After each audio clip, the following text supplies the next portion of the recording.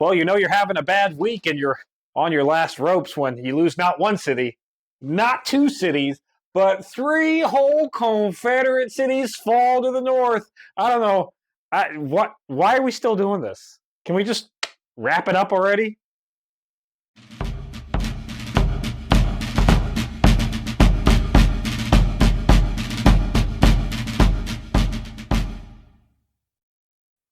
Hello and welcome to Civil War on Hindsight. My name is Lieutenant Tommy. With me as always is Prospector Johnny. I said Civil War on Hindsight, but we're not going to fix it.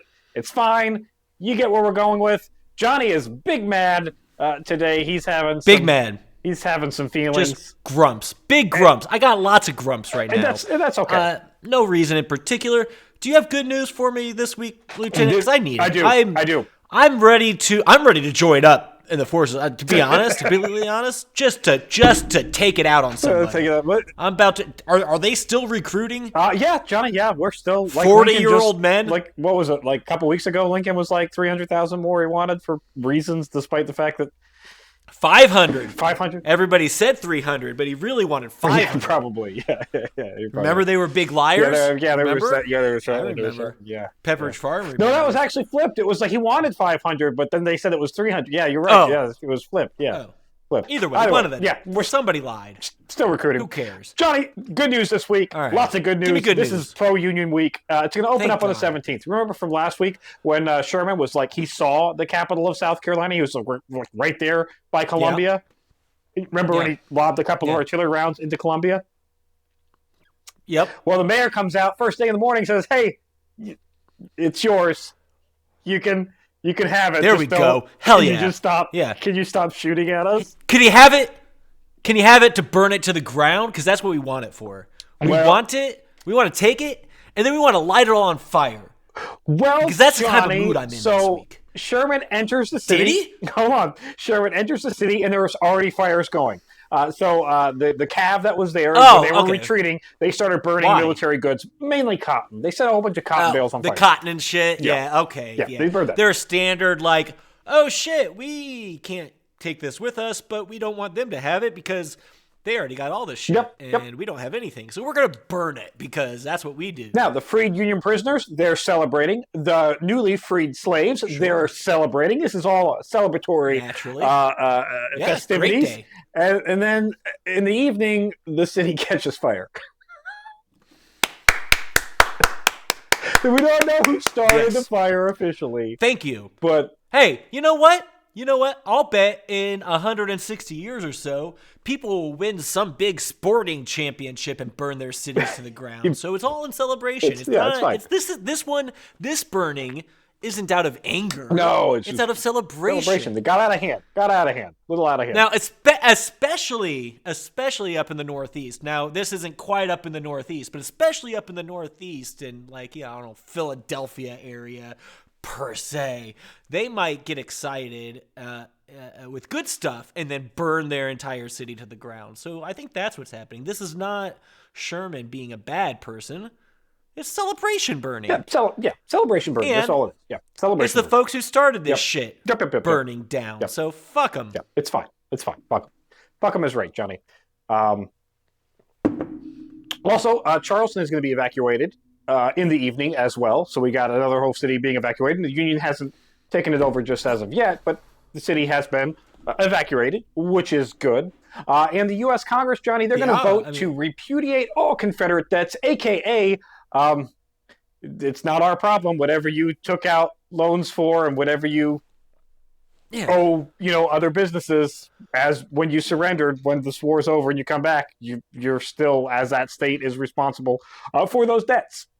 So, not going to be paid off by the federal government. To be fair, they really, really want states' rights. They do, yeah. That seems... And with rights... come responsibility. With rights come responsibilities. Great responsibility. And guess what? If you're going to go ahead and take out all sorts of money to go ahead and fight mama and papa and try to become your old, very big boy, when you lose that fight and you have to come crawling back to us, guess what? Pay off your own fucking debts, you losers. Fair enough. Johnny, on the 18th, Columbia, since it's burning anyway, Sherman takes it one step further and just continues to burn anything of military value, rail depots, military storehouses, everything. Anywhere Supply people houses. might be able to sleep. That's Soldiers might be able to sleep somewhere, so burn that. yeah. Can't have that. Can't have that. Fields might feed some people. They might burn those. Burn those. Yep. You're right. You're right. Yep. Yep. Yeah, it's all everything really is military. It's value, all military value. one might say. Johnny, in Charleston, it's going to be surrendered to federal forces underneath Brigadier General Schimmelfennig. Schimmelfennig. It's a German guy. Schimmelfennig. Schimmelfennig. Yeah, I think you nailed it. I think that's perfect. That sounds Germans top notch here. They're going to surrender to him. That's in your heritage, right? German. You got a lot of German back there. So there are now two Confederate cities inside Union hands. In the Federal Navy, Johnny. Two more. Yeah. Two additional. This is two more this week. Yeah, two more this week. Keep in mind, capital. I mean, we got basically all the rest of them. Already. I think we've actually got more capitals of the Confederate states in our hands now than they have. Yeah, I think. I mean, that has to be pretty close to. Yeah, we're getting up there. I mean, we've got basically the whole. Well, we got everything on the water. So we got Tennessee, we got Louisiana, we've got Arkansas. Yep. We've got South Carolina's capital. South Carolina just got that. Georgia. Obviously. So that's 5. How are we in Florida? Did we get Florida? No, we've not gotten Florida's. No. No. Okay. But we got their whole freaking state. Did we get Mississippi? I don't know if we got Mississippi. Yeah, I think we got Mississippi. So yeah, we're at least half. Or just at half. At least. Yeah. Yep. Anyways, Johnny, federal naval units, they're going to bombard Fort Anderson on the Cape Fear River as they begin their military campaign for Wilmington. This is all part of Fort Fisher's a couple weeks ago when we took that over. This is still trying to get Wilmington, which is the last port in the Confederacy. We talked about that last time, and when we got Fort Fisher, we kind of isolated that port. Well, now we're going for the city itself. Okay. On the 19th. Yeah, might as well. Yeah. Move inland, right? Yeah, move inland. On the 19th, the federal troops underneath Jacob Cox are going to outflank Fort Anderson, and that night the Confederates are going to abandon the fort, move all the way up to Wilmington itself, and on the 20th we're going to see the federal forces racing towards Wilmington, North Carolina, and then on the 21st we're going to see, with the city in sight, columns of smoke are visible from the city as rebels themselves are destroying anything of military goods. We've seen this again story. All right. Repeat. So at this point in the war, literally all we have to do is bring an army to the edge of a city and then watch it burn. Yeah, they do it to themselves. Yeah, at this point, it's kind of what a bunch of sister kissers. Holy fuck! What are they doing? Like what? Don't burn your cities down. Fight. Well, they're taking the other approach. Burning it and running. They're burning and running. Or if you're not gonna fight, surrender. Because all you're doing is burning your own shit and then getting the hell out of there. You think, your fellow citizens and people that you're supposed to, be fighting for and, protecting their rights or whatever the hell you're trying to do, whatever the fuck, you think they are excited about you burning everything and then fleeing the city and allowing the Union Army to come through? No shit. I mean, some of them probably, the Union supporters. Yeah. No shits, no fucks given. They're just whatever. If roles were reversed and I was born in, I don't know, Atlanta, Georgia, and I happened to survive Sherman's fires coming through, I'd be pretty pissed off that the people supposed to win this war for our, independence or whatever the hell they're trying to do. Yeah. If they just, kept burning our shit and then getting out of the city and then leaving us to the enemy. Because that's what they're doing. That's exactly, that's... Johnny, good news here. Good news. Braxton Bragg, beyond just leaving everything, has actually issued evacuation orders for the entirety of North Carolina. Confederates, get out! Wait, he wants the entirety of North Carolina? Yeah, any troops in North Carolina, get the fuck out of North Carolina. Yeah, he just issued... all of it. Yep, just all of it. Just no get out of there. sense in... we done. None of it. Just... leave it be. Trader President Davis. Where are they going? Because they can't go to South Carolina. Because guess who they're going to meet? Yeah. They're maybe trying to link back up with Lee. I don't know. Like a little whoop around. Maybe. Maybe.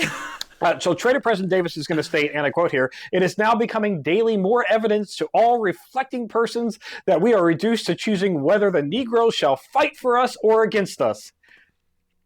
Asking Confederate Congress to make a law where they're allowed to fight for them, and Confederate Congress says, no, we're not going to talk about that. Despite being so desperate for men and material, they're going to be like, no, we're not going to force the slaves to fight for us. We're not going to talk about it. We're not going to discuss it.